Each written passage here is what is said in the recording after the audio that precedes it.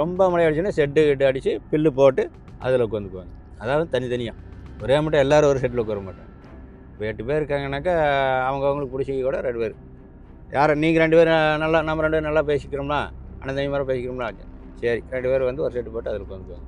அதாவது அவங்க சாப்பிடணும்னு 12 1 மணிக்கு சாப்பிட்டுக்குவாங்க. அப்புறம் இங்கேருந்து எல்லாம் நிறைய போகிறாங்களே பார்க்குறக்கு அவங்களுக்கு தனியாக சாப்பாடு ஆகிட்டு இருக்கு. ஒரு நாளைக்கு பார்த்தா ஒரு 100 பேர் 50 பேர் அவங்கள பார்க்குறக்கு போவாங்க வருவாங்க. சாப்பாடு போகிறவங்களுக்கு அத்தனை பேர்த்துக்கு சாப்பாடு 4 நாளைக்கு முன்னாடி எல்லாம் நல்லா இருக்காங்க. இந்த மாதிரி அரிசியெல்லாம் போகுது. எனக்கு ஃபோன் வருது. இப்போ 4 பேர் வந்தாக்க 4 பேர்கிட்ட 1 மணி நேரம் இப்படி டைம் ஆகும். 4 பேருக்கு ஒரு சந்திச்சு உட்கார வச்சு பேச மாட்டாங்க. அந்த தொடர்பை அவங்க உருவாக்கவே மாட்டாங்க. இப்போ எனக்கு உங்களுக்கு லிங்க்னு காட்டிக்கவே மாட்டாங்க. சேத்துக்குழிக்கும் சரிங்க வீரப்பனும் சரி ஜெயலலிதாவை பற்றி பேசினாவே ஆகாது. வீரப்பனுக்கு ரொம்பவே ஆகாது. கலைஞர் பற்றி பேசினா கூட கொஞ்சம் கேட்பா அப்படி. அரசியல் சுத்தமே ஆகாது. சேத்துக்குழியே முதலே சொல்லிட்டேன் அப்படி. இதெல்லாம் வந்து நம்மளை கூட்டு உள்ள உட்கார வச்சுட்டு அப்புறம் கடைசியில் போட்டு அஞ்சிருவானுங்க. இதெல்லாம் ஒத்து வராது. நம்ம எப்படி இருக்கணும் எப்போ சேரணும் அப்போ சேர்த்துக்கலாம் அப்படின்னு.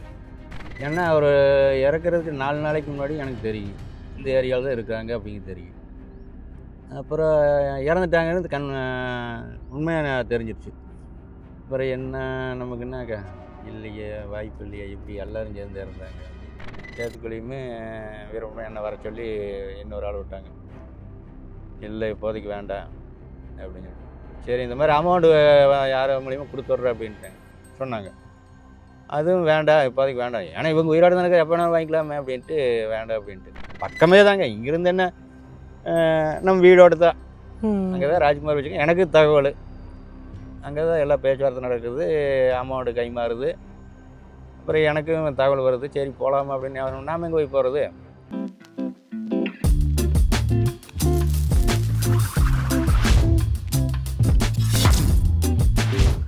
சேத்துக்குழி தூங்கும்போது துப்பாக்கி வந்துங்க நெஞ்சு மேலே தான் இருக்குது. ஒரு சின்ன யானையோ மானோ ஓடினா கூட சரக்கும் செடி சவுண்டு வரும். டக்குன்னு முடிச்சு பட்டுருப்பார். இங்கேயே அது இந்த பக்கத்துலேயே படுத்துட்டு இருக்கிறாங்க. கரடி வந்துருச்சு. சேத்துக்குழி வீரப்ப எல்லாமே வந்து இங்கே இந்த கட்டில் நம்ம வீடு இங்கே. அப்புறம் அங்கே சாப்பாடெல்லாம் பேசி முடிச்சுட்டு அப்புறம் அங்கே மேலே போய் படுத்துட்டாங்க. கரடி அங்கே இடத்துல அந்த இதில் வந்து தண்ணி குடிக்கிறது. இவங்க அந்த பாறை மேலே எடுத்துக்கிறாங்க. கரடி கத்தவும் அப்புறம் இவர் என்ன பண்ணுறாரு அதே மாதிரி கத்தி கரடியை முடிக்க விட்டார். ஒரு நாள் வா போகலான்னு அப்படியே கூப்பிட்டாருங்க. சரி சும்மா தானே இருக்கிற போகலான்ட்டு போனேங்க. போகிற வழியிலேயே வந்து யாராக சந்தன மரம் வெட்டிட்டு இருக்கிறாங்க. அப்புறம் பார்த்துட்டு ஒரு 5 நிமிஷம் நின்று பார்த்தாரு. போலீஸாரன்னு நினச்சிட்டு பார்த்துட்டு இருந்தார். அப்புறம் வேண்டாம் இதில் மரம் வெட்டிட்டு இருக்கிறானுங்க நம்ம இதில் போகலான்னு போட்டு போகிறோம். அப்படியே போயிட்டே இருக்கிறேங்க. கொஞ்சம் தூரம் போகணுன்னே அங்கே போய் பசி. அந்த ஏரியாவில் அங்கே ஒரு பக்கம் சாப்பாட்டுக்கு உண்டான இதெல்லாம் புதைச்சி வச்சுருக்காங்க. சேத்துக்குழியோட மறுபடியும் ஒரு 3 பேர் வந்துருந்தாங்க. அவங்க அந்த தண்ணியில் வந்து எல்லாம் சாப்பாடு செஞ்சு சாப்பிட்டு போட்டு புதைச்சி வைக்கணும். ஒரு வருஷத்துக்கு கிடையாதுங்க அவங்க புதைச்சி வச்சுக்கிற பொருள். அரிசி எண்ணெய் பூரா தனியாக ஒரு 7-8 சாக்கு போட்டு பூரா போட்டு மூடி வச்சு கட்டி வச்சுருக்காங்க. அவங்க தோண்டி எடுக்கிறாங்க. நான் பார்க்குது என்னென்னா ஒவ்வொன்றா பிரிச்சு கேட்குறேன். ஆமாப்பா இது இப்படி போட்டால் தான் கரெக்டாக இருக்குது. நீ ஒரு வருஷம் கழிச்சு வந்தால் கூட இது கிடையாது. ஏதோ ஒரு பிரச்சனை எங்கேயோ இருக்கிற ஆகுது. இந்த ஏரியாவுக்கு வர இங்கே போனால் சாப்பாட்டுக்கு நான் இதெல்லாம் வச்சுருக்கோம் நம்ம எடுத்து சாப்பிடணும்ல அப்படின்னு போட்டு சொல்லுவார். அது எப்படி கண்டுபிடிக்கிறாங்க? ஏன்னா காடாச்சு அடையாளங்கள இங்கே இப்போ இந்த இடத்துல ஒரு மரம் இருக்குன்னா ஒரு 20 அடி தூரத்தில் ஒரு பெரிய மரம் இருக்குது. அளவு வச்சுருப்பாங்க. இந்த இடத்துல அவங்க பார்த்தா 10 வருஷத்துக்கு முன்னாடி வச்ச பொருளை கூட எடுப்பாங்க. 97ல் 2 மலை தாண்டியாச்சுங்க. 2 மலை தாண்டி போகும்போது சரிப்பா என்ன பண்ணுறது ஒரு 3 ஜோடி கொம்பு இருக்குது எப்படியாச்சும் நீ கொண்டு போயிடுறே அப்படின்னு கேட்டார். நான் ஒரு குச்சி தூக்கி கையில் தான் நடக்க ஓடிட்டு தான் போக முடியுதால் நான் கொண்டு போக முடியாது. ஏதோ பண்ணி செலவுக்கு ரெடி பண்ணியிருப்பா கொஞ்சம் அமௌண்ட் கம்மியாக இருக்குது. அதெல்லாம் நம்மளால் தூக்கிட்டு போக முடியாதுங்க அப்படின்ட்டு அப்புறம் போயிட்டு 2 நாள் அங்கே தங்கிட்டுங்க. கறியெல்லாம் மான் கறி. முதல் நாள் மான் கறி. 2வது நாள் சாயந்தரம் கருமந்தி கறி சாப்பிட்டு போட்டு மறுபடியும் வந்து எனக்கு ரங்கசாமி தான் கொண்டு வந்து விட்டா. அப்படி அவங்கெல்லாம் வேறு ஏரியா போகிறோம் நீ அங்கே வந்துடு அப்படின்னு சொல்லியிருப்பாங்க. ரங்கசாமி மேற்க ரங்கசாமி வேறு ஏரியா போகிற நீங்கள் அங்கே வந்துடு அப்படின்ட்டாங்க. ஒரு 3 மாதங்க அவங்களுக்குள்ளே சண்டையாகி போச்சு. அப்புறம் ரங்கசாமி வந்து சண்டையாகி போச்சுன்னு இந்த சாலை கூட அந்த மொக்கையில் தாங்க கொண்டு வந்தான். ஏன்னா என் காட்டில் வேலை செஞ்ச ஆளுக்கு வேலை தட்டு எடுத்துருக்குறாங்க. அப்போது மாட்டு தீவனம் தட்டு எடுத்துருக்காங்க சோளத்தட்டு. சாயந்தரம் வரையில் பசி தாங்க முடியாது. 7 மணி வரையில் உட்காந்துட்டு அப்புறம் 7 மணிக்கு மேலே தான் வந்தேன். இந்த மாதிரி ஆகி போச்சு அப்படின்னு சரி என்ன பண்ணுறது அப்படின்னு போட்டு இன்னொரு ஆள் இருக்காங்க காடு ஓட்டிகிட்டு இருக்கிறாங்க. அந்த ஆள் செத்து போயிட்டான். சரி நாங்கள் வேணா கொண்டு போய் பேசி விட்டுமா அப்படின்னு. இல்லை போனாக்கா ஆகாது, சண்டையாகி போச்சு. சரி நீ காட்டில் வேலை செய் அப்படின்னு ஒவ்வொரு பொலியாக தட்டு அறுத்துட்டு இது கணக்கு பில்லுங்க அறுத்துட்டு இருக்கிறாங்க. பில்லு அறுத்துட்டு இருக்கிற அப்புறம் இவர் காளிதாசனும் சுப்பிரமணியமும் இதில் போகிறாங்க. ஓ. ரங்கசாமி கண்டுபிடிக்க முடியல. அவங்க பக்கத்துலேயே போய் பார்க்கலைங்க. யார் வேலை செய்ய இருக்கிறாங்க, யார் பிள்ளை இருக்காங்க அப்படின்னு நினச்சி போயிட்டாங்க. ரங்கசாமி இப்படியே ஒரு 15 நாள் இருக்கிறாங்க. 15 நாள் கழிச்சு பார்த்தா அப்புறம் சரி ஏதாவது சிக்கிட்டு நம்மளும் சேர்ந்து உள்ள வரணும் போட்டு அப்புறம் அங்கே முதல்ல ஆரம்பத்தில் போன ஆளுகளாம் இருக்காங்களே அவங்கள கூப்பிட்டு வா பேசி கொண்டு போய் விட்டுட்டு வந்துடல அப்படின்னு போட்டு ரங்கசாமி கொண்டு போய் விட்டு போட்டு வர்றேன். அப்போவே சேத்துக்குள்ளி துப்பாக்கி தூக்கிட்டு அப்படி இவன் ஆகாது அப்படின்னு ரங்கசாமி சொல்கிறதுக்கு துப்பாக்கி தூக்கிட்டு அப்படி.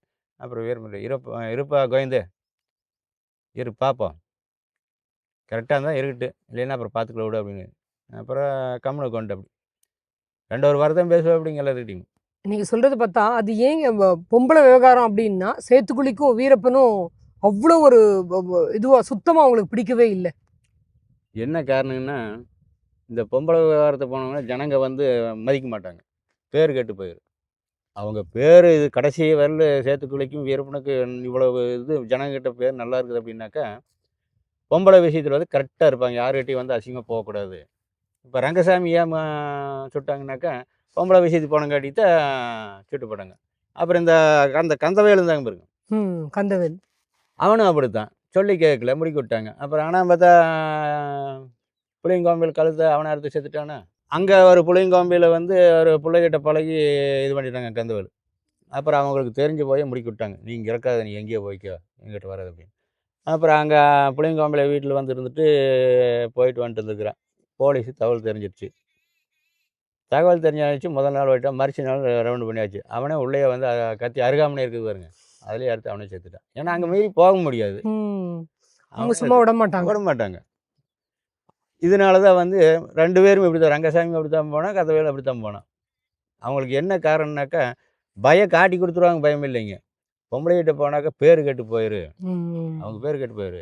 அப்புறம் பேர் கெட்டு போனாக்கா இவன் வீரப்பன் எவ்வளோ மோசமானவனா அப்படின்னு சொல்லி எல்லாத்து ஜனங்கிட்டையும் இப்போ அது இது பேராகி போயிடும்.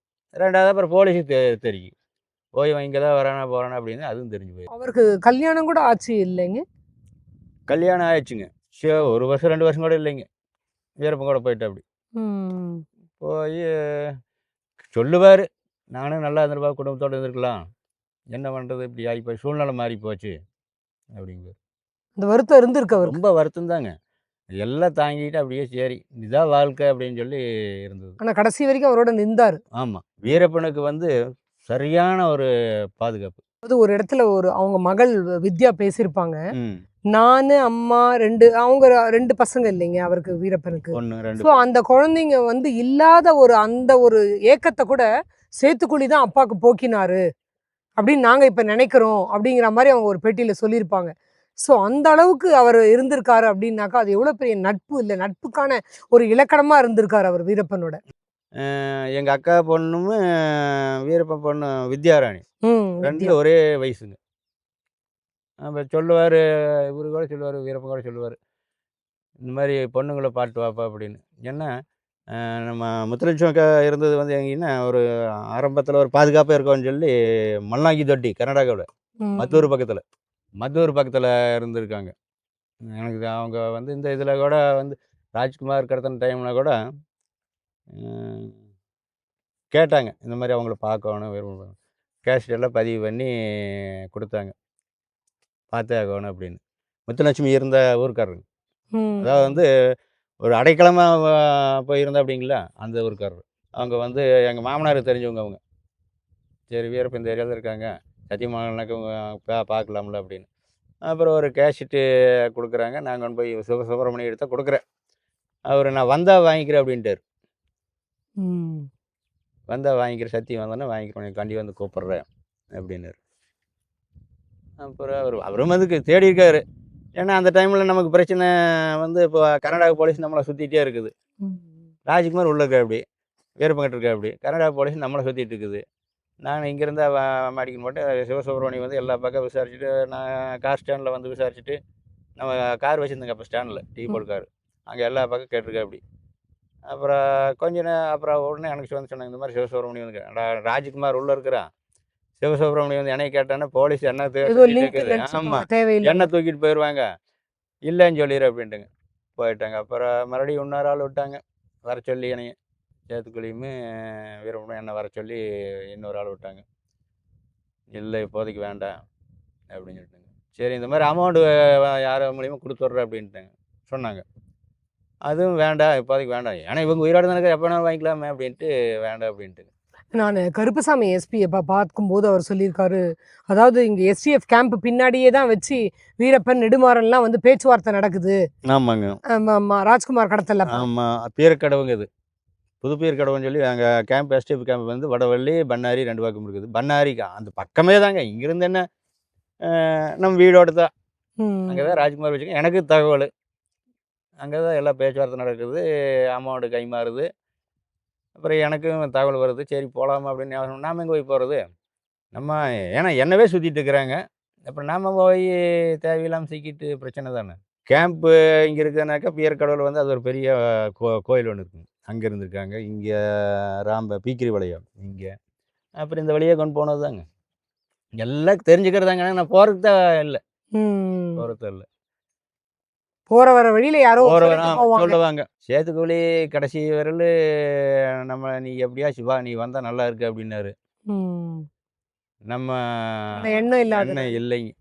ரொம்ப புத்திசாலி அவர் வந்து டக்குன்னு நிறைய இதுல கூட சொல்லியிருப்பாங்க, ஒரு பணத்தை கொடுத்து ஒரு ரேஷன் வாங்கிட்டு வா அப்படின்னு சொன்னா கூட வீரப்பன்ட்ட சொல்லுவாராம், இவன் போய் திரும்பி வருவான்னு எனக்கு நம்பிக்கை இல்லை, நீ கொடுக்காத அப்படின்னு சொல்லிட்டு. வீரப்பன் கூட திட்டுவாராம், நீ எதுக்கு எல்லார பார்த்தாலும் ஒரு சந்தேகப்படுவியா நீ அப்படின்னு சொல்லிட்டுன்னு. ஸோ அந்த அளவுக்கு ஒரு ஆளை வந்து ஜட்ஜ் பண்ணுறதுல வந்து அவர் அளவுக்கு ஈக்குவல் கிடையாது அப்படின்னு சொல்லுவாங்க அந்த கூட்டத்திலேயே. அப்போ உங்களை என்ன பிடிச்சிருந்தது, உங்களை வாவான்னு அவர் கூப்பிட்டு இருந்திருக்காரு? என்ன நம்ம வீட்டில் சாப்பாடு சாப்பிட்ட சாப்பாடு வருது, ரெண்டாவது 2-3 பொருள் முக்கியமான பொருள் கேட்டாங்க, அதை கரெக்டாக வாங்கி கொடுத்தேன். அப்புறம் ஒரு சில நபர்கள் ஒரு புதுசாக வருவாங்க, அவங்க கூட்டிகிட்டு போய் கரெக்டாக தோட்டப்பாக்க கொண்டு வந்துட்டு வந்துட்டாங்க அப்படின்னு சொல்லுவேன். ஒரு ஒரு 10 வேலை சொன்னாக்க கரெக்டாக செஞ்சு கொடுத்ததுனால அவருக்கு ஒரு நம்பிக்கை. அவங்க இறந்துட்டாங்க, வீரப்பன், சேத்துக்குழி, சந்திரகவுடா அவங்க எல்லாம் ஒட்டுக்க இறந்துட்டாங்க அப்படின்னு கேள்விப்படும் போது இங்க எப்படி ஒரு பதட்டம் இருந்தது, உங்களுக்கு என்ன ஃபீலிங் இருந்தது? இங்கே பதட்டத்தை விட எனக்கு தான் ரொம்ப ஆச்சரியமாக இருந்துச்சுங்க. ஏன்னா அவர் இறக்குறதுக்கு 4 நாளைக்கு முன்னாடி எனக்கு தெரியும், இந்த ஏரியாவில் தான் இருக்காங்க அப்படிங்க தெரியும். அப்புறம் இறந்துட்டாங்கன்னு உண்மையாக தெரிஞ்சிருச்சு. அப்புறம் என்ன நமக்கு என்ன இல்லையே, வாய்ப்பு இல்லையே, எப்படி எல்லாரும் சேர்ந்து இறந்தாங்க அப்படின்னு. இல்லை உங்களுக்கு வந்த நியூஸ் என்ன அப்போ அந்த சமயத்தில், இந்த மாதிரி தான் இறந்தாங்க அப்படின்னு? ஏன்னா ஒவ்வொருத்தரும் ஒவ்வொன்று சொல்கிறாங்க. இப்போ நீங்கள் பார்த்தீங்கன்னா போலீஸ் சைடில் போனீங்கன்னா அவங்க சொல்லுவாங்க அந்த என்கவுண்டர் பண்ணி நாங்கள் இது பண்ணோம். அதெல்லாம் பொய்யுங்க, என்கவுண்டரும் பண்ணல, ஒன்றும் பண்ணல, நம்பிக்கை துரோகம் தான் பேசந்தான். அது எனக்கு 4 நாளைக்கு முன்னாடி எல்லாம் நல்லா இருக்காங்க, இந்த மாதிரி அரசியலில் போகுது, எனக்கு ஃபோன் வருது. அக்டோபர் 18 உங்களுக்கு கடைசியாக வந்த அப்போ என்ன தகவலுங்க? அக்டோபர் 13 நினைக்கிறேங்க. அதாவது வந்து இந்த ஏரியாவில் இருக்காங்க, வரதுன்னா வா போயிட்டு வரலாம் அப்படின்னு கூப்பிட்றாங்க. இல்லை வேண்டாம் பார்த்துக்கலாம், மொல்லா பார்த்துக்கலாம்னு சொல்கிறேன். அப்புறம் 18 இந்த மாதிரி ஆச்சுன்னு சொல்கிறாங்க. நிறைய அரிசி போகுது, மளிகை ஐட்டம் போகுது. போலீஸ் என்ன சொல்கிறாங்கன்னாக்கா, அவருக்கு கண்ணு தெரியாமல் போயிடுச்சு, கண் ஆப்ரேஷன் பண்ணி நாங்கள் வந்து அவரை ஸ்ரீலங்கா அனுப்புகிற அந்த போய் சேரணும் அப்படிங்கிற ஒரு ஐடியாவும் அவருக்கு இருந்தது. ஸோ நம்ம கண் ஆப்ரேஷன் பண்ணு கூப்பிட்டோன்னு சொல்லி தான் அவரை காட்ட விட்டு நாங்கள் வெளியில் கூப்பிட்டோம். அப்போ அந்த சமயத்தில் தான் அவர் ஏதோ ஒன்று பண்ணாரு, நாங்கள் உடனே என்கவுண்டர் பண்ண வேண்டியதா போச்சு அப்படின்னு சொல்கிறாங்க. ஸோ 13ஆம் தேதி கூட அவர் இந்த பக்கம் தான் சுற்றிக்கிட்டு இருக்காரு அப்படின்னீங்க. அப்போ கடைசியாக அவருக்கு அவ்வளோ கண்ணு தெரியாமல் போனது அப்படிங்கிறது உண்மைங்களா? எனக்கு வந்த தகவல் பிரகாரங்க அக்டோபர் 1ஆம் தேதியிலேருந்து தகவல் பாரு, ரேஷன் அரிசி போகுது, மளிகை ஐட்டம்லாம் போகுது, எல்லாம் இப்போ நல்லா தான் இருக்காங்க, ஒன்றும் பிரச்சனை இல்லை, கண்ணு தெரியல அப்படி இப்படின்னு சொல்லுங்க. அதெல்லாம் வந்து எனக்கு நம்பிக்கை இல்லைங்க. அந்த நைட்டில் கூட வந்து இவர் நல்லா தான் போகிறாரு. நைட்டில் கண்ணு தெரியாது எப்படி நடந்து போக முடியுங்க? இது ஏதோ ஒரு சதி, எனக்கு தெரிஞ்ச அளவுக்கு. கண்ணு தெரியறதுக்கும் வாய்ப்பு இல்லை, ஸ்ரீலங்கா போகிறதுக்கும் வாய்ப்பு இல்லை. அவங்க போகிற மாதிரி எப்போ போயிருப்பாங்களே. அரசியலுக்கு போகணும் அப்படிங்கிற ஒரு எண்ணம் கூட அவருக்கு வீரப்பனுக்கு இருந்தது. பட் அதெல்லாம் சரி வராது அப்படின்னு சொல்லிக்கிட்டு இருந்தேன் அப்படின்னு. ஸோ அப்போ அந்த அரசியலுக்கு நீ போ அப்படின்னு சொல்லி அவருக்கு யார் அந்த எண்ணத்தை ஊக்குவிச்சிருப்பாங்க? இப்போ சிவசுப்ரமணியமும் போகிறாரு, நக்கீரும் போனாங்க. நீ இந்த மாதிரி உங்களுக்கு இந்த மாதிரி சொன்னாதான் தலைகளை ஏற்றினாத்தான் சரி அவங்க இன்னும் கொஞ்சம் எழுவாங்க அப்படின்னு சரணடைகிறதுக்கு கூட வாய்ப்பு இருந்துச்சு. இது பயன்படுத்திட்டாங்க. இவரும் வந்து தாராளமாக பேட்டி கொடுத்தாரு. ஜெயலலிதாவுக்கு ஆப்போசிட்டாக நல்லா அந்த டைமில் கலைஞர் ஜெயிச்சார். ஜெயிச்சோடனே காலை வாரிட்டாங்க. நம்ம ஓட்டு வாங்கிட்டா வேலை முடிஞ்சது அப்படிங்கிற காரணம் தான். சேத்துக்குழிக்கும் சரிங்க, வீரப்பனும் சரி, ஜெயலலிதாவை பற்றி பேசினாவே ஆகாது. வீரப்பனுக்கு ரொம்பவே ஆகாது. கலைஞர் பற்றி பேசினா கூட கொஞ்சம் கேட்பாப்படி. அரசியல் சுத்தமே ஆகாது. சேத்துக்குழியே முதலே சொல்லிட்டாப்படி. இதெல்லாம் வந்து நம்மளை கூட்டு உள்ள உட்கார வச்சுட்டு அப்புறம் கடைசியில் போட்டு அஞ்சிருவானுங்க. இதெல்லாம் ஒத்து வராது. நம்ம எப்படி இருக்கணும், எப்போ சேரணும் அப்போ சேர்த்துக்கலாம் அப்படின்னு. உங்க தோட்டம் இங்க பின்னாடியே தங்கியிருக்காங்க அப்படின்னு சொல்றீங்க. அப்போ ஒரு நாள் ரொட்டீன் அப்படிங்கிறது அவங்களுக்கு எப்படி இருக்கும்? இப்போ நான் போகிறேன்னாக்கா இன்னொரு ஆள் வருவாப்படி. அவங்களுக்கு எனக்கு அடிக்க மாட்டாங்க. என்கிட்ட கொஞ்ச நேரம் பேசுவாங்க. இன்னொரு ஆள் வந்தாக்கா சரி இருப்பா நான் வரேன் அப்படின்ட்டு அந்த பக்கம் போய் பேசிட்டு இருப்பாங்க. இப்படி ஒரு 4 பேர் வந்தாக்க 4 பேர்கிட்டயும் 1 மணி நேரம் இப்படி டைம் ஆகும். 4 பேர்த்தையும் ஒரே சந்திச்சு உட்கார வச்சு பேச மாட்டாங்க. அந்த தொடர்பை அவங்க உருவாக்கவே மாட்டாங்க. உருவாக்கவே மாட்டாங்க. இப்போ எனக்கு உங்களுக்கு லிங்க்னு காட்டிக்கவே மாட்டாங்க. ஏன்னா 4 பேரும் சேர்ந்து போனால் தானே பிரச்சனையாகுது. 4 பேரும் 40 பேர் சொன்னாக்கா தெரிஞ்சு போயிருதுல்ல. அதனால் ஒருத்தர்கிட்ட லிங்க் வச்சுட்டா அந்த ஒருத்தங்கிட்ட தான் கடைசி வரல இருக்குது. ரொம்ப நேரம் டைம் தூங்க மாட்டாங்க.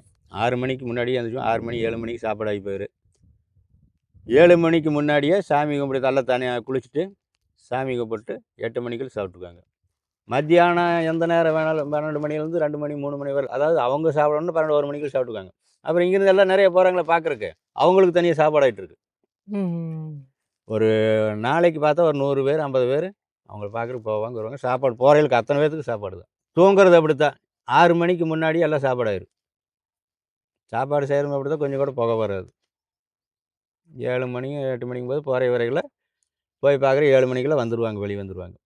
நைட்டு 11 மணிக்கு அந்த பிபிசி லண்டன் நியூஸ் இருக்கும், தமிழ் நியூஸு, அதை வந்து தவறாமல் கேட்டுருப்பாங்க 2 பேர். நாளைக்கு ஒரு சின்ன செட் இருக்குது, அது வந்து தவறாமல் கேட்பாங்க. அதை கேட்டு தான் தூங்குவாங்க. நைட்டு தூங்கும்போது அப்படின்னாக்கா செட் அடித்து இதெல்லாம் தூங்க மாட்டாங்க.